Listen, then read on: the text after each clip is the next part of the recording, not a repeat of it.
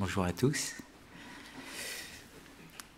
Je vous invite à ouvrir les Saintes Écritures dans l'Épître aux Hébreux. Nous allons faire 3 lectures pour introduire le message de ce matin. La première se situe dans l'Épître aux Hébreux au chapitre 12 et nous allons lire le verset 14. Hébreux 12, 14. Voici ce qui est écrit. « Recherchez la paix avec tous et la sanctification sans laquelle personne ne verra le Seigneur. » Amen. Une deuxième lecture que je vous fais, elle est dans le psaume 93 au verset 5. Voici ce que dit le psalmiste. Il dit « Tes témoignages sont entièrement véritables, la sainteté convient à ta maison, ô Éternel, pour la durée des temps. » Et un troisième texte que l'on va lire ensemble, c'est dans Ésaïe, au chapitre 6. On va lire à partir du verset 1er. Une vision que le prophète Ésaïe a eue dans le temple. Donc Ésaïe, chapitre 6, verset 1er.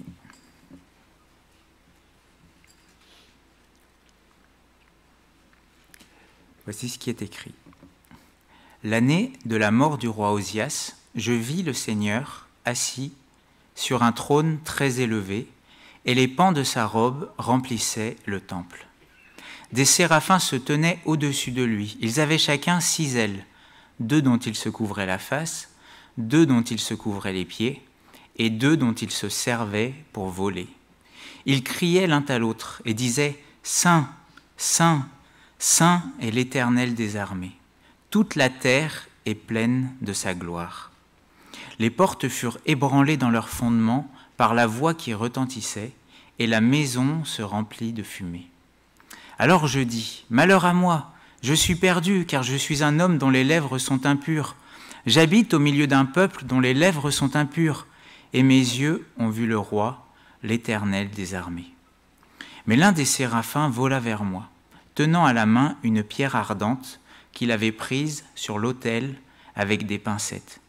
Il en toucha ma bouche et dit, « Ceci a touché tes lèvres, ton iniquité est enlevée et ton péché est expié. » J'entendis la voix du Seigneur disant, « Qui enverrai-je et qui marchera pour moi ?» Je répondis, « Me voici, envoie-moi. » Amen. Ce matin, nous allons parler de la sainteté de Dieu. Et ce message, on va l'intituler « La sainteté convient à ta maison ». La sainteté de Dieu, la sainteté, c'est ce qui convient à la maison de Dieu. Et on va se poser cette question, mais c'est quoi la sainteté? Dans les textes que l'on a lus, on a vu, donc dans le dernier texte, les séraphins, donc des anges, des créatures célestes, crier devant Dieu, Saint, Saint, Saint.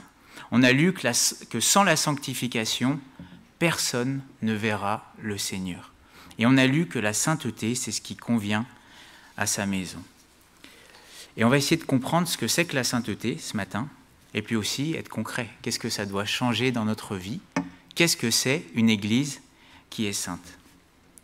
Et c'est vrai que la sainteté de Dieu, ce n'est pas l'attribut qui est forcément le plus facile à définir et à comprendre. Quand on parle du pardon, de la miséricorde de Dieu, on peut l'expliquer assez facilement. Il efface nos dettes, il efface nos péchés, il pardonne. Quand on parle de l'amour de Dieu, on peut le comprendre assez facilement. Quand on parle de sa bonté, qu'il est bon, on peut le comprendre facilement. Mais la sainteté, dans la Bible, on voit que c'est l'un des aspects les plus importants qui caractérise Dieu, et pourtant c'est le moins compris. C'est quoi la sainteté? Qu'est-ce que ça veut dire? La première chose que l'on peut voir quand on parle de sainteté, littéralement, le mot qui a donné sainteté, c'est un mot qui veut dire être à part, séparé. Dire que Dieu est saint, c'est dire que Dieu est à part. Et on va prendre quelques textes pour bien le comprendre. Si on va dans le Lévitique, au chapitre 20 et au verset 26, Lévitique 20, verset 26, voici ce que Dieu va dire au peuple d'Israël. Il lui dit « Vous serez saints pour moi, car je suis saint, moi, l'Éternel.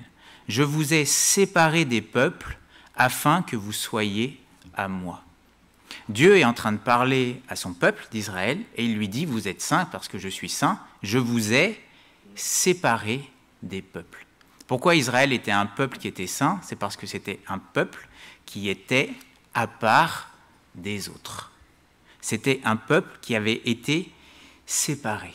C'est ça la sainteté. Dire que Dieu est saint, c'est dire qu'il est à part.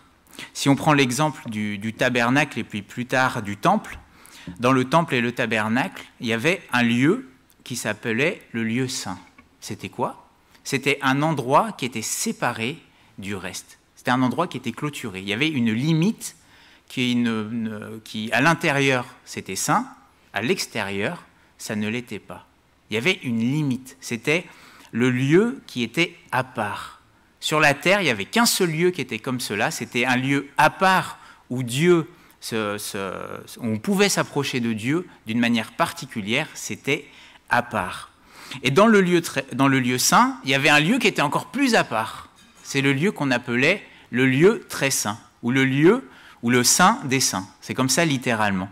Dans le lieu qui était déjà à part sur cette terre, il y avait un lieu qui était encore plus séparé du lieu qui était déjà séparé, c'était le lieu très saint. Et déjà dans le lieu saint, tout le monde ne pouvait pas y rentrer, mais alors dans le lieu très saint, il n'y en avait qu'un qui pouvait rentrer une seule fois par an. C'était un lieu à part. Dire que quelque chose est saint, c'est dire que cette chose est à part, séparée du reste. Et dans ce texte, qu'est-ce que l'on voit dans le texte d'Ésaïe? On voit Ésaïe qui va avoir une vision. Et où est-ce qu'il va avoir cette vision? Il va la voir dans le temple. Donc au chapitre 6, verset 1er, l'année de la mort du roi Osias, je vis le Seigneur assis sur un trône très élevé, et les pans de sa robe remplissaient le temple. Il voit Dieu dans le temple. Ça veut dire que Ésaïe, dans le lieu saint, et plus particulièrement dans le Saint des Saints, 2 fois, il voit un Dieu qui est saint, saint, saint. C'est répété 3 fois. C'est le seul attribut de Dieu qui est répété 3 fois. 3 fois. C'est le seul dans la Bible. Vous savez, il y a quelque chose qu'il faut comprendre, c'est que dans l'hébreu, pour dire qu'une chose est la plus importante, la plus grande, on répète 2 fois ce qu'elle est. Je prends un exemple. Pour dire qu'il y a le plus grand des rois, on va dire que c'est le roi des rois. Quand je dis 2 fois le mot roi des rois, ça veut dire que c'est le plus grand. C'est le roi des rois. Si je veux dire que c'est le plus grand des seigneurs, je vais dire que c'est le seigneur des seigneurs. Si je veux dire que c'est la plus grande des vanités, je vais dire vanité des vanités. C'est comme ça. Dans l'hébreu, plus on répète, plus c'est important. Si je veux dire que c'est le plus beau des cantiques ou le plus important des cantiques, je vais dire que c'est le cantique des cantiques. Vous voyez? C'est comme ça que ça fonctionne dans l'hébreu. Si je veux dire qu'il y a un lieu qui est très saint, je vais dire que c'est le saint des saints. Et là, Ésaïe va voir le Dieu qui est saint, saint, saint. À part, à part, à part. Qu'est-ce que ça veut dire? Ça veut dire que Dieu, il est à part de tout le reste dans un sens absolu. Il n'y a rien dans ce monde, rien, dans tout ce qui a été créé qui soit comparable à Dieu. Il n'y a rien qui soit comme Dieu. Il est à part. Si on devait faire une comparaison des choses d'ici-bas ou même d'en haut, et qu'on mettait sur un podium la chose de la plus importante à la moins importante, Dieu ne serait pas sur le podium. Il est à part. Il est encore au-dessus. On ne peut pas le comparer, on ne peut pas l'imiter, on ne peut pas l'égaler, on ne peut rien faire qui soit semblable à Dieu. Il est incomparable, il est à part. Dieu est saint. Dans Ésaïe, au chapitre 46, verset 5, Dieu s'adresse à son peuple et il dit « À qui me comparerez-vous pour le faire mon égal? À qui me ferez-vous ressembler pour que nous soyons semblables? La réponse, c'est personne. Personne n'est semblable à Dieu. Il est unique, il est à part de ce monde qui a été créé. Et c'est ça que ça veut dire, la sainteté, à part. Dire que Dieu est saint, c'est dire qu'il est à part. Dire que sa parole est sainte, quand on dit des saintes écritures, ça veut dire que ce qui est écrit, ce que Dieu a inspiré, c'est à part de tout le reste des écritures. Dire que son esprit est saint, le Saint-Esprit, c'est dire que son esprit est à part de tous les autres esprits qui peuvent exister. Dire que son Église est sainte, qu'on est une sainte assemblée, c'est dire que l'assemblée des chrétiens, quand ils s'assemblent, c'est différent, c'est à part des autres rassemblements. La sainteté, c'est ça. Et c'est quoi le contraire de la sainteté? C'est quoi le contraire d'être à part? Ben, c'est d'être mélangé. Le contraire de la sainteté, alors il y a un mot c'est la profanation, mais profaner, littéralement, c'est quoi? Profaner, c'est mélanger. C'est quand il y a des mélanges. Et on voit dans la Bible qu'il y a plusieurs textes où Dieu n'aime pas vraiment les mélanges. Si on prend par exemple Lévitique, chapitre 19, verset 19, il y a, dans la loi que Dieu avait donnée, il dira ceci: « Tu n'accoupleras point des bestiaux de deux espèces différentes. Tu n'ensemenceras point ton champ de deux espèces de semences. Tu ne porteras pas un vêtement tissé de deux espèces de fils. » Vous voyez, on voit en fait dans les lois de Dieu que Dieu aimait que les choses soient bien distinctes. Il n'aimait pas qu'il y ait des mélanges. Et même pour le peuple d'Israël, il l'avait mis à part grâce à sa parole. D'ailleurs, c'était le but du fait de la loi de Dieu. C'était entre autres que ce peuple soit séparé des autres.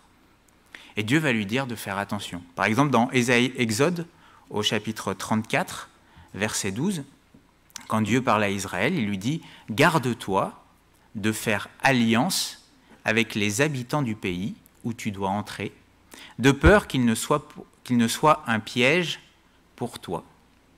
Au contraire, vous renverserez leurs autels, vous briserez leurs statues, vous abattrez leurs idoles. Tu ne te prosterneras point devant un autre Dieu, car l'Éternel porte le nom de jaloux, il est un Dieu jaloux. Garde-toi de faire alliance avec les habitants du pays, de peur que se prostituant à leurs dieux et leur offrant des sacrifices, ils ne t'invitent et que tu manges de leurs victimes. Garde-toi de faire alliance. » Le peuple d'Israël était à part, et ce que Dieu lui dit, c'est de faire attention. Quand il va donner sa loi, bien souvent, il y a l'Éternel qui va répéter « Vous serez saints, car je suis saint. » Vous serez à part parce que je suis à part. C'est ça, la sainteté. Et on voit que Dieu met des séparations. C'est comme ça. Quand on regarde ne serait-ce que la création de la terre, quand il nous est dit que la terre était informe et vide à la création, littéralement c'est tohu bohu. Ça veut dire en gros c'était sans dessus-dessous. Sans dessus-dessous, pardon. C'était un peu le chaos. Qu'est-ce que Dieu va faire? Il parle. Et dès qu'il parle, les choses se séparent. Le mélange, il y a des séparations. Il met des limites. Que la lumière soit et la lumière flue. Il sépare la lumière des ténèbres. Ensuite, il va séparer les eaux qui sont en haut et les eaux qui sont en bas. Ensuite, il va séparer les eaux du sec, etc. Et quand il va créer les animaux, et c'est bien écrit qu'il va les faire par races différentes. Il va les dissocier. Vous voyez? Dieu fixe des limites. C'est ça, la sainteté. Quand Dieu va parler à Israël, il va séparer ce peuple du reste des nations. Il va le séparer. C'est ce qu'on a lu tout à l'heure, quand il dit au peuple qu'il sera un Dieu qui sera unique parmi les... Enfin, que Israël sera un peuple qui sera séparé parmi les nations. Et c'est Lévitique 20, 26, « Je vous ai séparés des peuples. » Séparation. Et pour l'Église, c'est pareil. Vous savez que les premiers disciples, quand ils s'appelaient entre eux, ils ne s'appelaient pas chrétiens. Chrétien, c'est venu ensuite. En plus, c'était une insulte. Ils s'appelaient des saints. S-A-I-N-T. C'est comme ça qu'il s'appelait. Saluer les saints qui sont dans telle ville, etc. C'est comme ça qu'ils s'appelaient. C'est-à-dire, ils se disaient entre eux, nous sommes ceux qui sont à part. D'ailleurs, église, ça veut dire quoi littéralement? C'est ceux qui sont appelés hors de. C'est ceux qui sont sortis de quelque chose. C'est ça que ça veut dire, l'église. De quoi est-ce qu'on est sorti?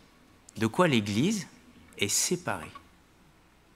Jésus va bien l'exprimer dans Jean au chapitre 17, quand il va prier le Père.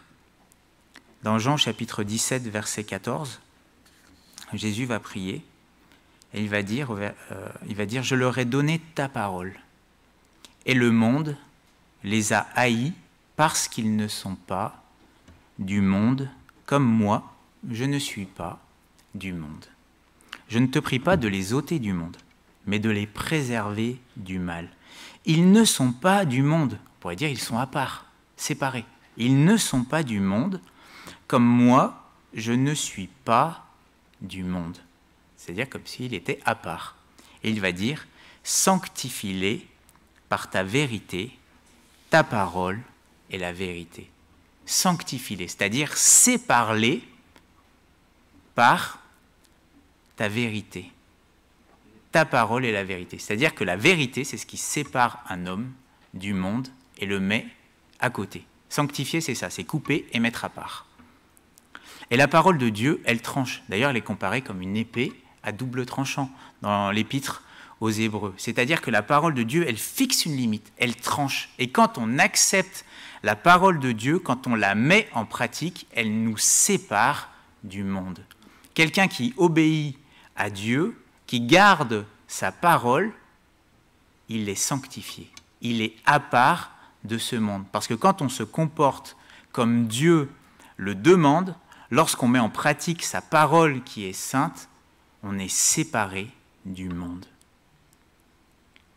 Séparé. Dans la deuxième épître de Paul aux Corinthiens, au chapitre 6, 2 Corinthiens chapitre 6, l'apôtre Paul parle de la part de Dieu, inspiré par le Saint-Esprit, et voici ce qu'il dit aux Corinthiens.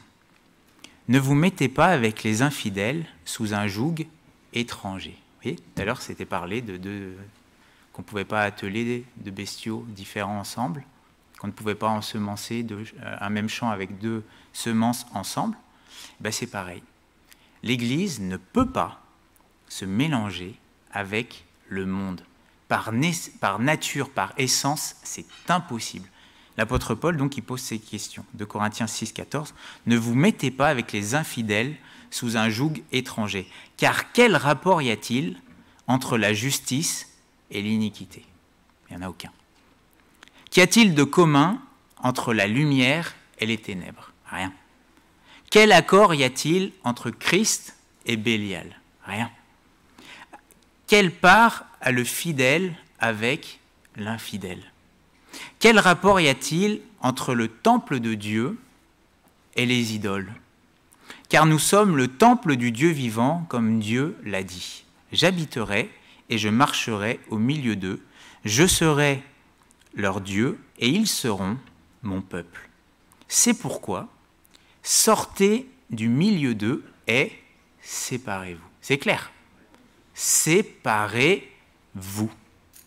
La sanctification. Dit le Seigneur, ne touchez pas à ce qui est impur et je vous accueillerai. Quelle promesse. Et regardez cette promesse. Je serai pour vous un père et vous serez pour moi des fils et des filles. Dit le Seigneur Tout-Puissant. Vous voyez ? Donc qui peut appeler Dieu son Père ? Celui qui se met à part, qui se sépare, qui se sanctifie. Et si on continue au chapitre 7, verset 1er, parce qu'à l'origine, il n'y avait pas les chapitres ni les versets, ayant donc de telles promesses, et quelle promesse que Dieu soit notre Père, quelle promesse! Ayant donc de telles promesses, bien-aimés, purifions-nous de toute souillure de la chair et de l'esprit, en achevant notre sanctification dans la crainte de Dieu. Par respect pour Dieu, je peux achever la sanctification. Ça veut dire que ça peut s'achever. Je peux avoir commencé à me séparer et je peux finir d'être séparé. Je peux achever la sanctification dans la crainte de Dieu. pas de mélange. D'accord?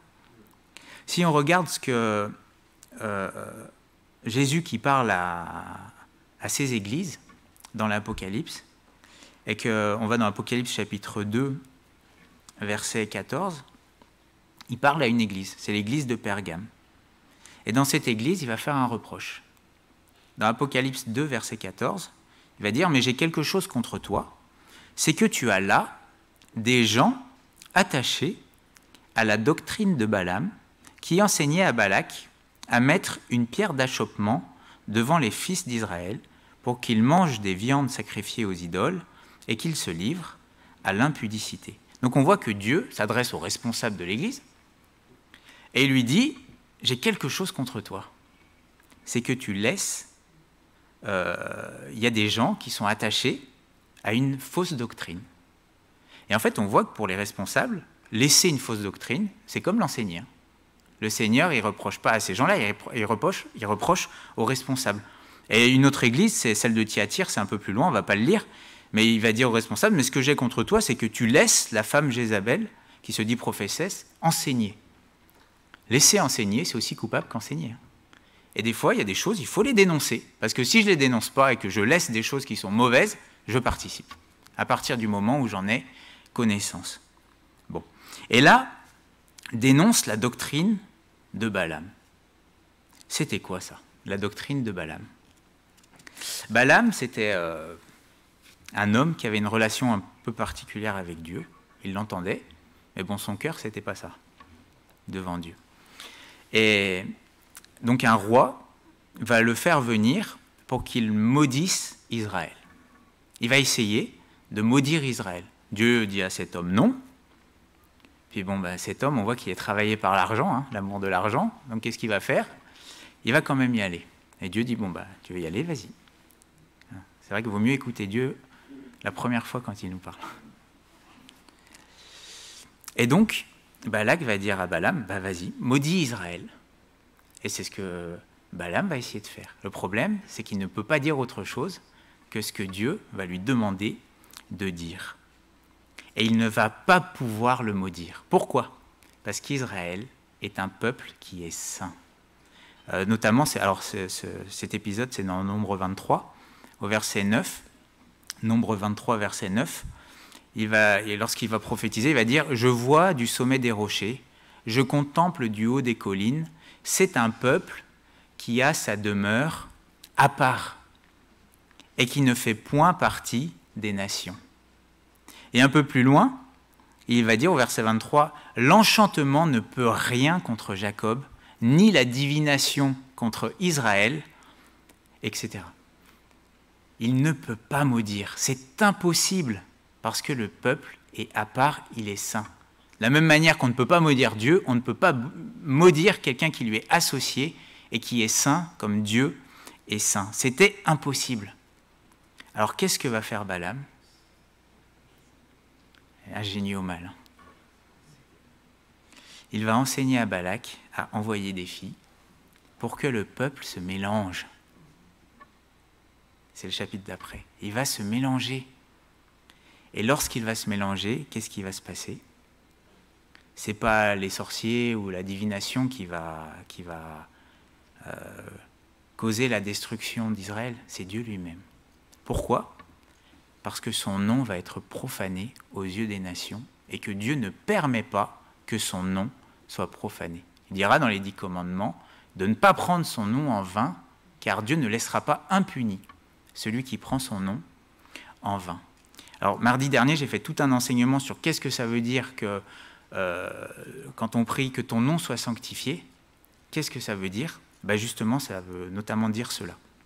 C'est que lorsque l'on est associé à Dieu, on porte son nom, et Dieu veille à la manière dont nous nous comportons quand on porte son nom, quand on a fait alliance avec lui.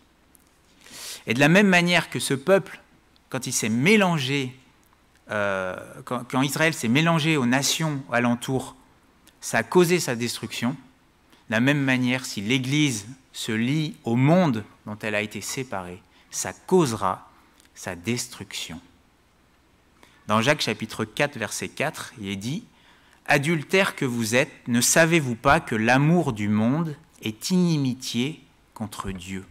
Celui donc qui veut être ami du monde se rend ennemi de Dieu. C'est clair. Si je me rends ami, si je me lie au monde, si je me profane, je me deviens ennemi de Dieu. Il n'y a pas de milieu. C'est soit l'un, soit l'autre. En fait, on voit qu'il y a même une progression. Celui qui veut être ami du monde se rend ennemi de Dieu. La sainteté, c'est ça. C'est ça. Et concrètement, qu'est-ce que ça veut dire? Être saint, ça veut dire que je ne dois pas me mêler avec le monde, avec les choses du monde. On verra un peu plus tard ce que ça veut dire de manière concrète dans nos vies. La sainteté, ce n'est pas juste le fait d'être à part. La sainteté, ou un des synonymes de la sainteté, c'est le mot sacré. Quand on dit qu'une chose est sainte, on peut dire aussi qu'elle est sacrée. C'est sacré. Et il y a des textes dans la Bible où, quand par exemple c'est parlé des vêtements d'Aaron, au lieu d'être traduit des saints vêtements, c'est écrit des vêtements sacrés. C'est le même mot. Quelque chose de sacré. Et peut-être ça peut aussi nous aider à comprendre un petit peu mieux ce que c'est que la sainteté. Les choses qui sont sacrées. Ça met en lumière que dans la sainteté, il y a quelque chose d'important, quelque chose de majestueux, quelque chose qui, quand c'est sacré, ça veut dire qu'on donne un grand respect à la chose parce qu'elle est sacrée. On voit vraiment quand Ésaïe va avoir cette vision, il va voir les pans de la robe, la traîne de l'habit royal de Dieu qui va remplir le temple. C'est majestueux, c'est glorieux ce qu'il voit. Il y a un aspect majestueux, sacré. Et quand quelque chose est sacré, on doit lui apporter un respect qui est particulier. Le contraire de sacré, c'est profane, mais on pourrait dire quelque chose qui n'est pas sacré, c'est quelque chose qui est banal. Vous voyez ? Si, par exemple, toutes les chaises elles étaient banales et qu'il y en avait une qui était sacrée, elle ne serait pas comme le reste des autres. On ne se comporterait pas avec cette chaise comme on se comporterait avec les autres, parce qu'elle est sacrée. On y ferait attention. Et quand quelque chose est sacré, on ne se comporte pas de la même manière que quand quelque chose est banal ou commun. Dans Exode au chapitre 3, verset 5, quand Dieu va se révéler à Moïse et qu'il va lui parler au travers du buisson qui est enflammé, Dieu dit, c'est Exode 3, 5, « N'approche pas d'ici, ôte tes souliers de tes pieds, car le lieu sur lequel tu te tiens est une terre sainte. » Moïse est obligé d'enlever ses souliers. Il ne peut pas venir dans la présence de Dieu, il ne peut pas marcher dans la présence de Dieu comme on marche partout ailleurs. On ne se comporte pas avec Dieu comme on se comporte avec quelqu'un d'autre, parce qu'il est saint, il est sacré. Moïse a dû enlever ses chaussures. Plus tard, il se révélera à Josué, pareil. La terre sur laquelle tu te tiens est sainte, enlève tes souliers. Et on voit qu'à chaque fois que Dieu s'est révélé à quelqu'un, les gens ne se sont pas comportés avec Dieu comme ils se comporteraient avec n'importe qui. Quand le peuple s'approchait du tabernacle ou du temple, qui était saint, ils ne s'approchaient pas de la même manière que quand ils allaient chez quelqu'un d'autre ou chez n'importe qui. Ils s'approchaient de Dieu. Leur attitude, ce qu'ils faisaient, était différent. Quand les sacrificateurs rentraient dans le lieu saint, ils ne se comportaient pas comme s'ils entraient nulle part ailleurs. Quand le souverain sacrificateur il entrait dans le lieu très très saint, il se comportait d'une manière millimétrée. Il ne faisait pas ce qu'il voulait, il faisait ce qui était prescrit. Parce que ces lieux étaient saints. Ça veut dire que mon attitude vis-à-vis de Dieu ne doit pas être la même qu'avec quiconque d'autre. Parce que Dieu est saint. Et les choses qui sont associées à Dieu, les saintes écritures, son esprit, l'Église, sont saintes. Ça veut dire que je ne peux pas me comporter avec ces choses-là comme si je me comportais avec des choses banales. Dans 1 Pierre chapitre 3, verset 15, Pierre dit « Sanctifiez dans vos cœurs Christ le Seigneur. » Et là, je dois me poser une question concrète. Est-ce que j'ai un profond respect pour les choses de Dieu? Est-ce qu'elles sont sacrées pour moi? Est-ce que sa présence est sacrée pour moi? Ou est-ce qu'elle est banale? Si elle est banale, j'ai rien compris. À qui est Dieu? Est-ce que quand je m'approche de lui, j'ai du respect? Ou est-ce que je m'approche de lui comme si j'irais voir n'importe qui? Est-ce que je m'approche de Dieu comme si j'allais m'approcher de Lucas ou d'Olivier? Parce que si c'est pareil, ça veut dire que je m'approche d'un Dieu qui est banal, et ce n'est pas Dieu. Dieu, il est saint. Est-ce que quand je m'adresse à lui, je m'adresse avec tout le respect que je lui dois parce qu'il est saint? Ou est-ce que je m'adresse à lui comme je m'adresserais à n'importe qui? Est-ce que quand je lis sa parole, je considère sa parole comme sacrée, comme sainte, ou est-ce que je la lis comme je lirais n'importe quel autre livre? Est-ce que quand je chante à l'Éternel, est-ce que je chante à Dieu avec tout le respect, la solennité que je lui dois, ou est-ce que je chante Dieu comme je chanterais n'importe quel autre chant du monde? Est-ce que quand je m'assemble avec l'Église, j'ai le saint respect pour l'assemblée des saints, ou est-ce que je viens à l'Église comme j'irais dans n'importe quel autre rassemblement? Il y a un aspect sacré. Parce que si je ne considère pas les choses comme sacrées, je vais commencer à faire des mélanges ou des comparaisons, ou comparer des choses qui ne sont pas semblables.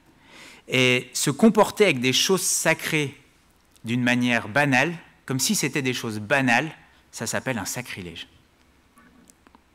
Ce n'est pas des mots qu'on utilise souvent, hein, mais pourtant, c'est ce que c'est. On va prendre un exemple. Un exemple avec Ésaü. Dans Hébreux au chapitre 12 et verset 16, voici ce qui est écrit. Hébreux 12, 16.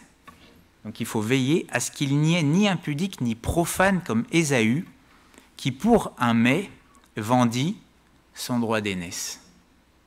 Ça fait référence à ce qui s'est passé dans la Genèse. À un moment, Ésaü est à la chasse. Bon, il a très très faim. Il a vraiment très très faim. D'accord. Et donc il y a Jacob, qui est rusé, qui a la possibilité de préparer ou qui avait préparé un bon repas. Et donc Ésaü, il veut manger le repas, parce qu'il avait très faim. Et Jacob lui propose un marché. Bon, c'est pas très bien de faire ce marché-là, mais bon, c'est comme ça. Puis il y a la souveraineté de Dieu derrière, parce que Dieu avait fait un choix avant même que Jacob et Ésaü naissent. Bon, ça c'est autre chose. Il va lui proposer, écoute, tu peux avoir le plat de lentilles en échange de ton droit d'aînesse. Et Ésaü va dire oui. Le droit d'aînesse, c'était quoi? C'était le fait qu'après que Jacob Isaac soit décédé, ce serait lui qui deviendrait le patriarche. En gros, à la tête de toute la famille. Et celui qui était le patriarche, qui avait le droit d'aînesse, il y avait un aspect sacré. Vous savez, celui qui était à la tête des familles, à cette époque-là, il n'y avait pas encore le temple, il n'y avait pas encore le tabernacle, il n'y avait pas encore la loi qui avait été donnée. Mais celui qui était à la tête d'une famille, c'était un petit peu le représentant devant Dieu de toute la famille. Hein, on voit ça avec le beau-père de Moïse, qui à un moment était un sacrificateur de l'Éternel. Parce qu'à cette époque-là, vraiment les patriarches, il y avait un aspect sacré. Ils avaient une place particulière devant Dieu. Bon. Et lui, il va échanger la chose sacrée avec un repas. Il va profaner l'aspect sacré du droit d'aînesse.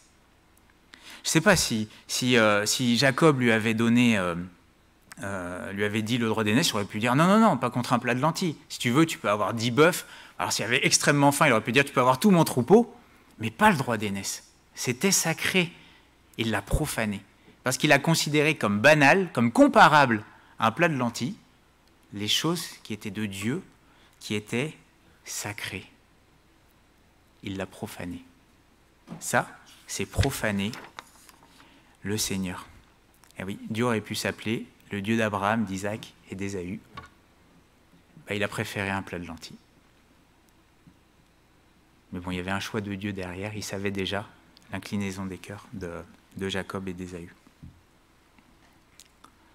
Profaner. On ne peut pas associer les choses de Dieu et les choses du monde. On peut prendre un autre exemple. Lorsque David a voulu ramener l'arche de l'Éternel. L'arche de l'Éternel, c'était l'arche qu'il y avait dans le lieu très saint. C'était vraiment le symbole du trône, de la présence de Dieu même.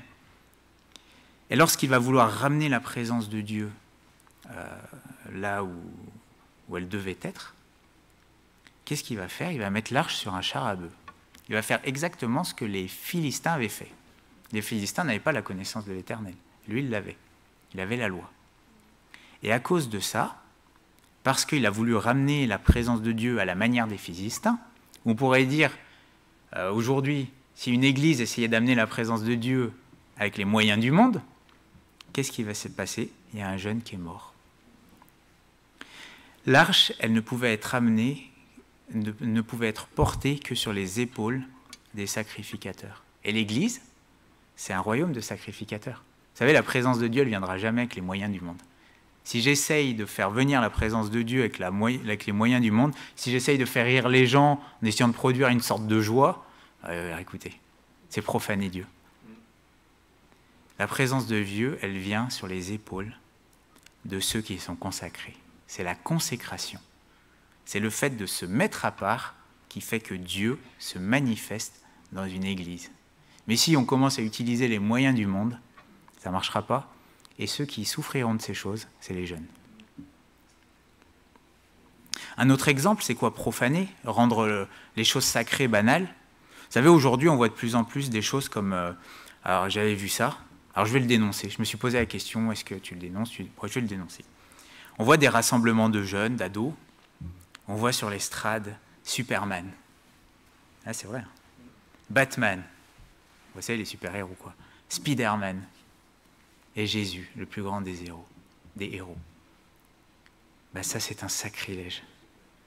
On salit les choses sacrées avec les choses du monde. Mais quel est le rapport entre la science-fiction, l'imaginaire de quelques bonhommes et les choses de Dieu? On fait un mélange. Je n'ai pas le droit de prendre les choses sacrées et de les mélanger avec les choses de ce monde, de l'imaginaire des uns et des autres.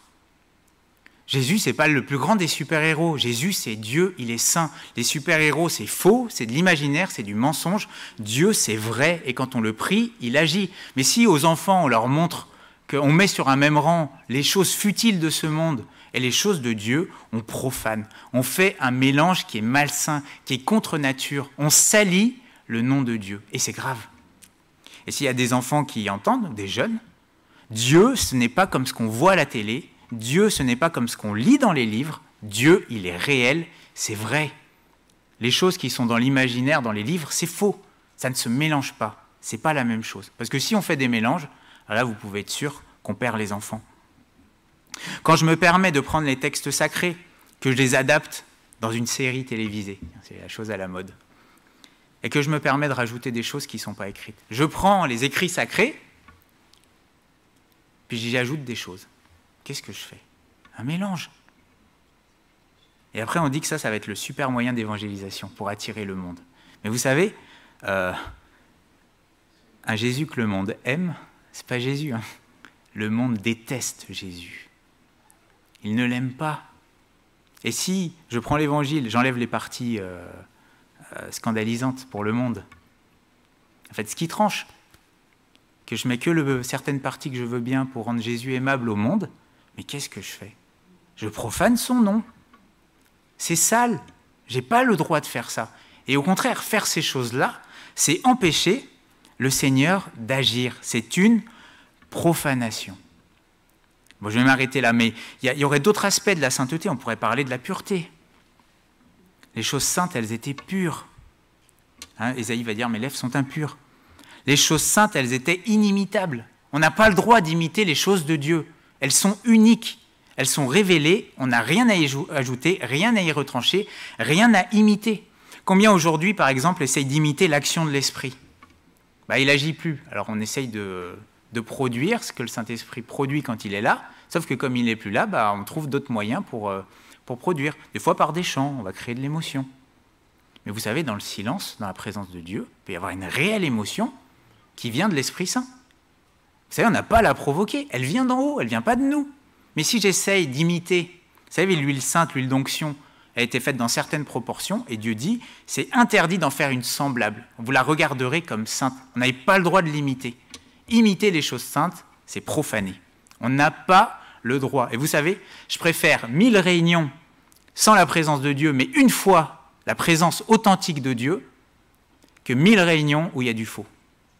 Vous voyez ce que je veux dire? Parce que des fois, quand Dieu nous prive de sa présence, entre guillemets, ne la fait pas ressentir, des fois c'est une bénédiction, parce que c'est ce qui nous pousse à le chercher, à s'humilier, à se détourner de nos mauvaises voies. En fait, des fois, quand Dieu retire la sensation de sa présence, c'est une bénédiction. Mais si je m'amuse à l'imiter, en fait, je fais comme les faux prophètes qui disaient, Dieu était en colère, il disait, mais tout va bien, vous aurez la paix. Et ils se sont fait détruire. Vous voyez? Bon, voilà. J'espère que ça exprime un peu mieux ce que c'est que la sainteté. Si on revient à notre texte d'Ésaïe, face à la sainteté de Dieu,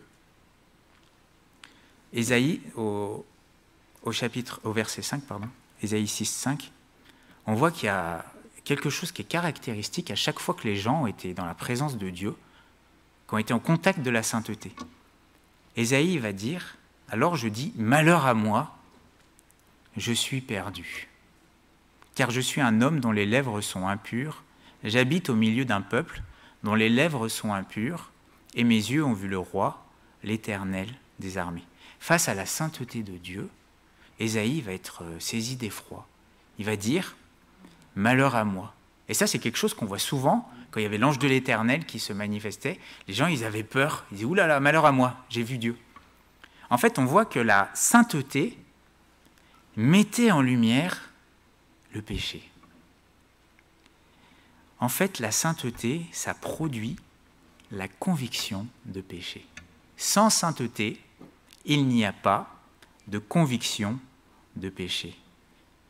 C'est la sainteté qui la produit. C'est pas parce qu'on dit à quelqu'un ça c'est bien, ça c'est pas bien. C'est pas parce qu'on fait de la morale que ça produit la conviction de péché. Il y en a plein d'autres qui font de la morale. Mais c'est la présence de Dieu. Sa sainteté convainc de péché.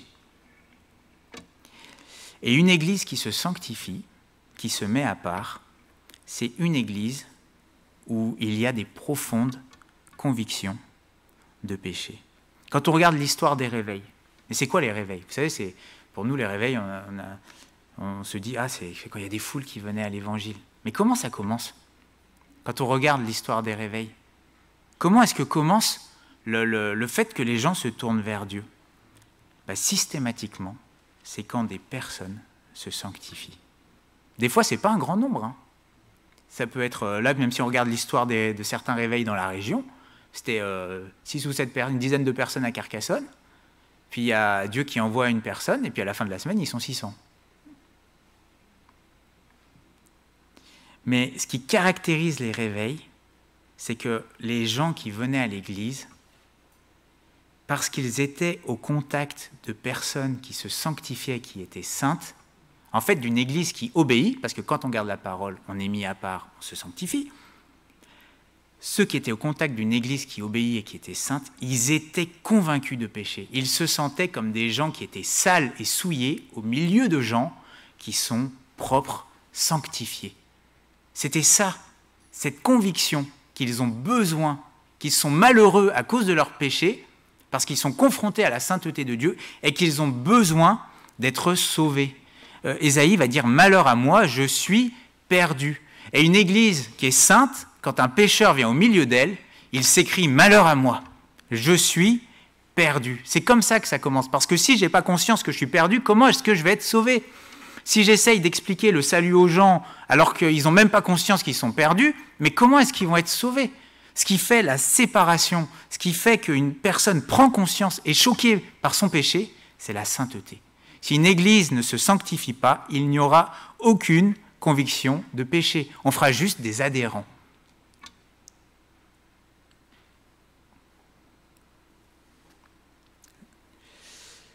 L'importance de se sanctifier. Si dans une église qui ne se sanctifie pas, j'aime ce que le monde aime, j'agis comme le monde agit, je parle comme le monde parle, mais quelle est la différence avec le monde?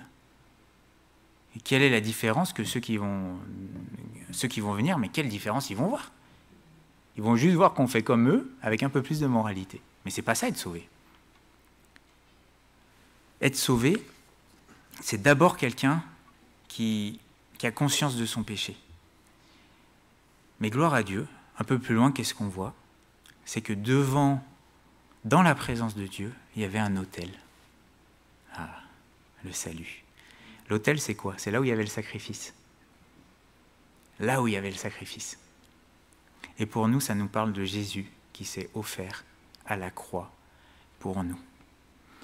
Et c'est pas parce que Dieu est saint, saint, saint que ça veut dire que je ne peux pas me tenir devant lui. Mais il y a une condition. Au verset 6, « Mais l'un des séraphins vola vers moi, tenant à la main une pierre ardente qu'il avait prise sur l'autel avec des pincettes. Il en toucha ma bouche. » La bouche, c'est là où il disait qu'il y avait l'iniquité. Mes lèvres sont impures. Il va toucher ce qui est impur. Il toucha ma bouche et dit, « Ceci a touché tes lèvres, ton iniquité est enlevée et ton péché est expié. » Et on voit que la confession des péchés, c'est bien, mais après, il doit y avoir l'œuvre de la croix pour que je puisse me tenir devant Dieu. Dans 1 Jean, au chapitre 1er, au verset 9, il est écrit, « Si nous confessons nos péchés, ça c'est ce que Ésaïe a fait, mais alors à moi je suis perdu. Si nous confessons nos péchés, il est fidèle et juste pour nous les pardonner et pour nous purifier de toute iniquité.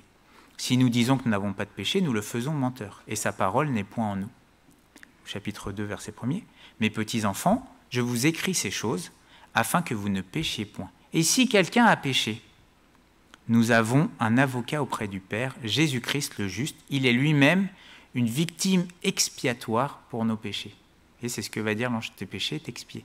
Il est lui-même une victime expiatoire pour nos péchés, non seulement pour les nôtres, mais aussi pour ceux du monde entier. Et pour que Ésaïe puisse rester dans la présence de Dieu, il a fallu que le charbon touche sa bouche. C'est de l'abondance du cœur que la bouche parle. Hein, les lèvres. Jacques dira, mais la langue est aussi un feu. C'est le monde de l'iniquité. La langue est placée parmi nos membres, souillant tout le corps. Vous savez, la dernière chose à être maîtrisée, c'est la langue. Quelqu'un qui est parfait dans ses paroles, il est parfait tout court. Bon. Le charbon a touché ses lèvres. Et ça, c'est le chérubin qui l'a fait. Ça veut dire que c'est l'œuvre de Dieu.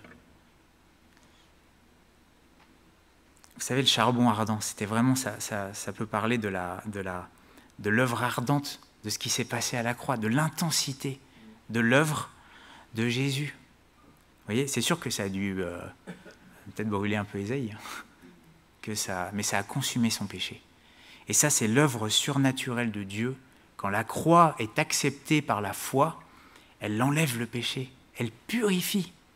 Et c'est vrai que ça peut peut-être nous brûler un peu, nous. C'est vrai que ça fait mal des fois de se repentir. Il y a une tristesse selon Dieu qui amène ensuite la joie, la vraie joie, et qui nous permet d'être dans la présence de Dieu.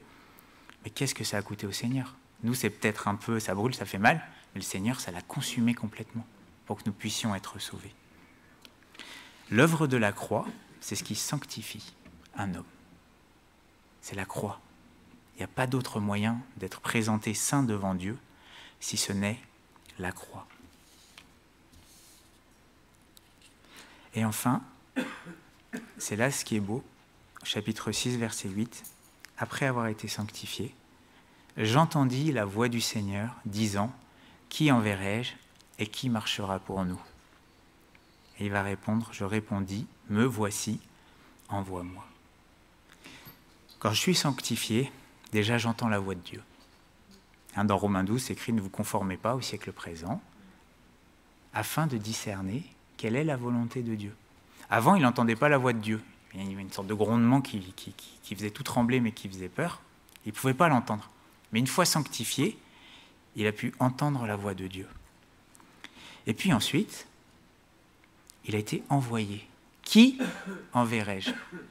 Quand je me sanctifie, quand je me tiens dans la présence du Dieu saint et que moi-même je me mets à part du monde, je suis envoyé dans le monde. Vous voyez? En fait, la sanctification, c'est vrai que c'est être à part du monde, mais en fait, c'est paradoxal parce que plus je suis à part du monde, plus Dieu m'y envoie dedans pour sauver le monde. Vous voyez ce que je veux dire? C'est comme quelqu'un, un naufragé qui aurait été sauvé de la noyade, qui va sur le bateau, après il est envoyé pour sauver les autres qui se noient. Mais s'il est lui-même en train de se noyer, il ne va pas sauver grand monde, comprenez? Comment est-ce que je peux arracher les gens du monde si moi-même j'en suis dedans? C'est pas possible. Il faut d'abord que j'ai été sanctifié.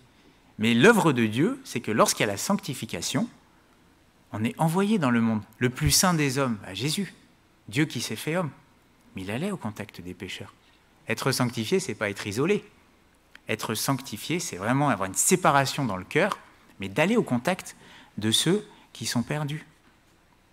Et la troisième chose, c'est que Ésaïe, il va pouvoir parler au peuple de la part de Dieu. Et c'est la dernière chose. Si je me sanctifie, je serai une voix pour le monde, pour que le monde se tourne vers Dieu. Vous savez, il y a certains chrétiens, ils sont comme Lot. Vous savez, Lot, il habitait dans Sodome et Gomorrhe, et puis c'est écrit qu'il était à la porte, c'est-à-dire qu'il avait quand même, il était bien implanté, quoi. Il était bien mélangé. Et quand il y a eu le cataclysme qui allait arriver, il a parlé, il a dit il faut se sauver. Et qu'est-ce qui s'est passé? Ils ont cru qu'il rigolait. Ils ne l'ont pas pris au sérieux. Mais c'est vrai. Un chrétien qui se comporte comme le monde, qui aime ce qu'aime le monde et qui dit qu'il faut s'en sauver, c'est pas sérieux. Vous voyez? Et des fois, certains aimeraient sauver les gens, mais par leur comportement, c'est un contre-témoignage. Il y a des chrétiens, ils sont comme Lot. Ils sont tourmentés, c'est vrai, à cause de ce qu'ils voient, parce qu'ils regardent trop, ils sont trop dans le monde, trop attachés aux choses du monde. Et en plus, ils ne sont pas pris au sérieux. Mais par contre, d'un autre côté, et c'est le dernier texte qu'on va lire, dans Jérémie chapitre 15, verset 19, Dieu parle à son prophète, et voici ce qu'il dit. Jérémie 15, 19. « C'est pourquoi ainsi parle l'Éternel. Si tu te rattaches à moi, je te répondrai, et tu te tiendras devant moi. Si tu sépares, sanctification, séparation, si tu sépares ce qui est précieux de ce qui est vil, tu seras comme ma bouche. » Vous voyez? Il y a une condition pour parler de la part de Dieu, c'est d'être saint. Se sanctifier, c'est pas s'isoler, c'est être saint. Mais quand je suis saint, Dieu m'utilise pour parler aux pécheurs. Sans la sanctification, nul ne verra le Seigneur. Mais si on se sanctifie, ceux qui viennent au milieu de nous le verront, ceux qui sont au contact de nous le verront au travers de la sainteté que nous-mêmes nous porterons sur nous. La sainteté convient à ta maison. Merci Seigneur pour ta parole. Oui, c'est la sainteté qui convient à ta maison. Merci Seigneur parce que ta parole, elle est comme cette épée à double tranchant qui vient séparer, qui vient fixer une limite entre ce qui est de l'Église et ce qui est du monde.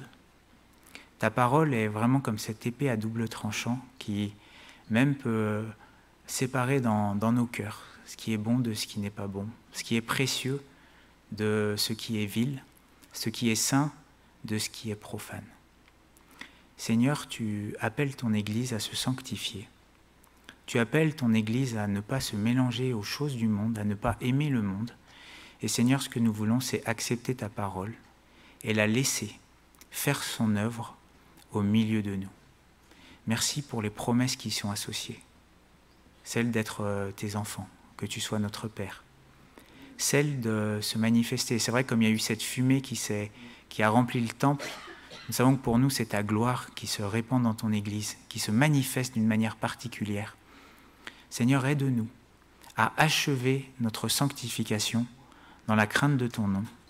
Et aide-nous, Seigneur, à être ce chandelier d'or, d'être cette lumière pour le monde, afin que ceux qui cherchent le salut, ceux qui veulent être sauvés, puissent trouver le salut au travers de nous.